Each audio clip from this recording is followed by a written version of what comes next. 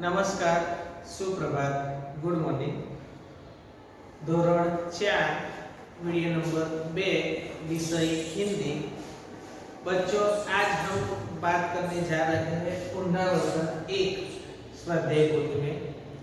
इससे पहले के वीडियो में हमने निबंध लेखन मोड के बारे में जाना, जो आपने बहुत स्वच्छ और सुंदर अक्षरों में निबंध की नोट में लिखकर आपने मुझे भेजा और आपको यह निबंध भी तैयार कर दिया होगा। आज हम 1 से 4 पाठ के आधारित पुनरावर्तन 1, जिसमें हमारा प्रश्न 1 है, नीचे दी गई संख्या को शब्दों में लिखो। यहाँ आपको संख्या अंक में दी गई है, आपको वह पढ़ना है और उसे शब्द में हम किस प्रकार लिख सकते हैं इसके बारे में चर्चा करेंगे। तो दी गई संख्या को शब्द में लिखो। सबसे पहले है 5, उसके बाद 6, 9, 11, 12, 13, 15, 17, 18 और 19। तो इस तरह हमने जो संख्या अंक में दी गई है, अब हम उसको शब्द में लिखेंगे। सबसे पहले है 5, तो हम शब्द में लिखेंगे 5।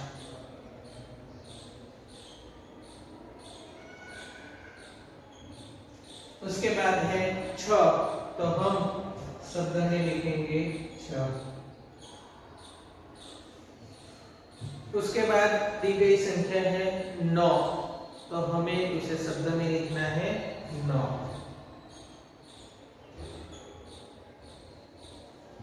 उसके बाद है 11, तो हम लिखेंगे 11।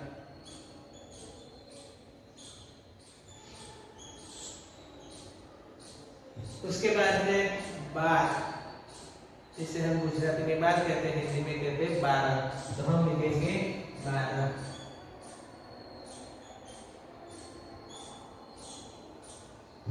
उसके बाद है नंबर 13, जिसे हम हिंदी में कहते हैं 13, तो हम शब्द में लिखेंगे 13। उसके बाद है 15, गुजराती में हम 15 बोलते हैं, हिंदी में कहते हैं 15, तो हम लिखेंगे 15। उसके बाद है 17, गुजराती में कहते हैं, हिंदी में कहते हैं 17।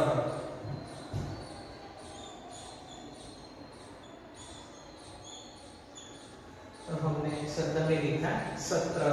उसके बाद है 18, गुजराती में कहते हैं और हिंदी में कहते हैं 18, तो हम शब्द में लिखेंगे 18।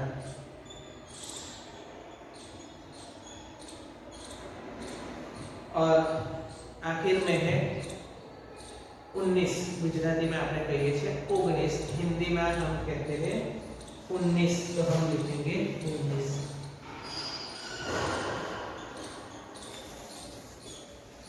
तो बच्चों, हमने पुनरावर्तन 1, जिसमें प्रश्न 1 दी गई संख्या को शब्द में लिखो, हमने लिखा 5 अंक में दिए गए थे, तो लिखा 5, 6, 9, 11, 12, 13, 15, 17, 18 और 19। अब हम आगे प्रश्न 2 की चर्चा करेंगे। बच्चों, हमारा दूसरा प्रश्न है, प्रश्न 2, उचित वर्ण लिखो। यहाँ आपको कुछ शब्द दिए गए हैं। सबसे पहले हम शब्द को पढ़ेंगे। ह खाली जगह डा, दूसरा है खाली जगह ला ब, तीसरा है खाली जगह डा, नंबर 4 है ब क खाली जगह, नंबर 5 खाली जगह ल को, नंबर 6 ती त खाली जगह, नंबर 7 खाली जगह हा, नंबर 8 खाली जगह ला, नंबर 9 खाली जगह र, नंबर 10 खाली जगह ता र, और 11 में मा खाली जगह, और आखिर में है नंबर 12 द खाली जगह स। हमें यह प्रश्न, यह आपको मैंने सिर्फ शब्द लिखे हैं, उसके बाद हम चित्र के साथ उसका और आगे की जानकारी चाहेंगे। सबसे पहले थ खाली जगह गा, तो उचित वर्ण होता है ह थो, ह थो गा, उचित वर्ण हमारा होगा हथौड़ा। दूसरा है खाली जगह ला ब, तो हमारा उचित वर्ण है गुला, तो हम लिखेंगे गुलाब। उसके बाद है झंडा, तो हम लिखेंगे झंडा। उसके बाद है बकरी, तो हम लिखेंगे बकरी। उसके बाद है खाली जगह लक, तो जो बजाने के लिए होता है वो होता है ढोलक। उसके बाद है तितली। बच्चों, ये जो भी शब्द दिए गए हैं वह स्वाध्याय पोथी प्रश्न 2 में चित्र के साथ दिए गए हैं। सिर्फ हमने यहाँ शब्द लिखे हैं। हम यह प्रश्न के बाद हम चित्र के साथ उसका पठन करेंगे। खाली जगह हा, तो यहाँ होगा चूहा। उसके बाद में खाली जगह ला, तो यहाँ आप देख सकते हैं कि थैला। उसके बाद है खाली जगह र, तो मोर। उसके बाद है सीतार। उसके बाद है माला, और उसके बाद है धनुष। तो यहाँ हमने शब्द में उचित वर्ण लिखा। अब हम चित्र के साथ उसकी जानकारी चाहेंगे।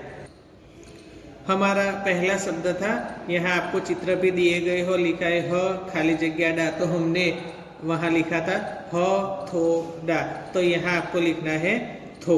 उसके बाद है खाली जगह ला ब, तो हमने लिखा था गु, तो इससे बनता है गु ला ब। उसके बाद है था डा, तो हमने लिखा था जन, तो उसका होता है झंडा। उसके बाद है नंबर 4 ब क खाली जगह, तो हमने लिखा था री, तो उससे बनता है चित्र देखकर ब क री। उसके बाद ढोलक है, तो हमने ल और क दिया गया है, तो हमें लिखना है ढो ल क। उसके बाद तितली का चित्र है, तो ती त, और उसके बाद हमने लिखा था ली, तो उससे बनता है ती त ली।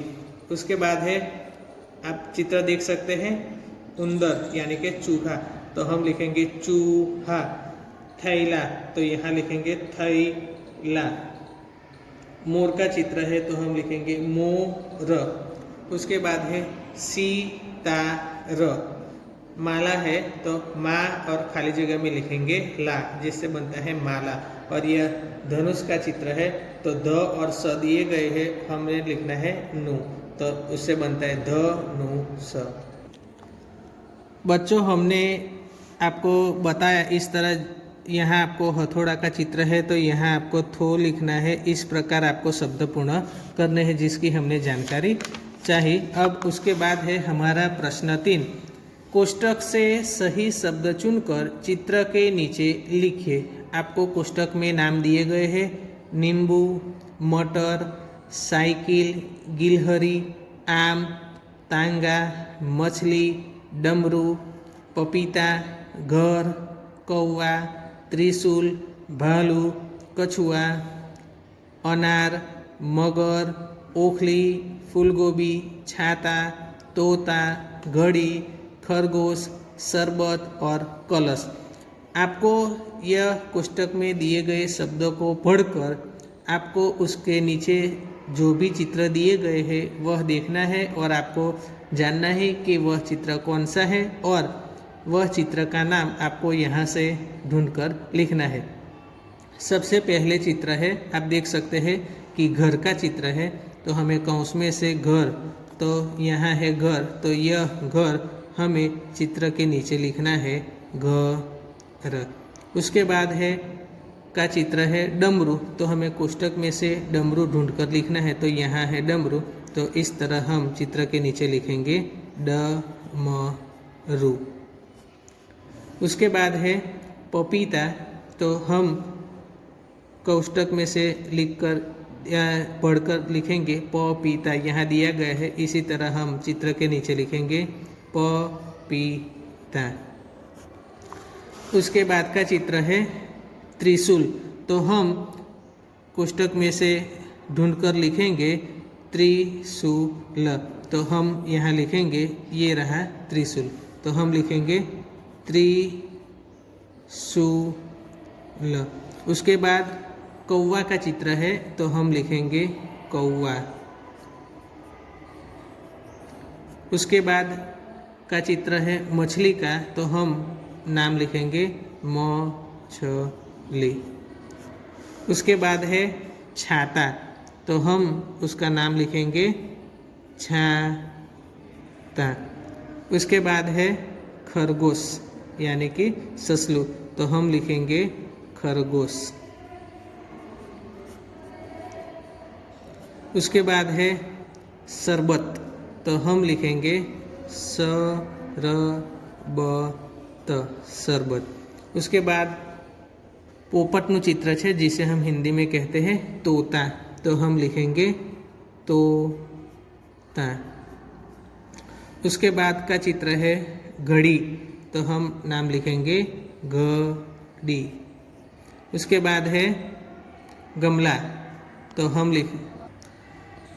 हमने लिखा, यह घड़ी का चित्र था, तो हमने लिखा घड़ी। उसके बाद का चित्र है कलश, तो हम लिखेंगे कलश। उसके बाद का चित्र है दाड़म, जिसे हम हिंदी में कहते हैं अनार, तो हम लिखेंगे, अनार का चित्र है, तो हम नाम लिखेंगे अनार। उसके बाद का चित्र है मगर, तो हम नाम लिखेंगे मगर। उसके बाद का चित्र है रीछ, जिसे हिंदी में हम कहते हैं भालू, तो हम लिखेंगे भालू। उसके बाद हमारा चित्र है ओखली का, तो हम लिखेंगे ओखली। उसके बाद है फूल गोभी, तो हम लिखेंगे फूल गोभी। उसके बाद का चित्र है कछुआ, जिसे हम गुजराती में कहते हैं काचबो, तो हम लिखेंगे कछुआ।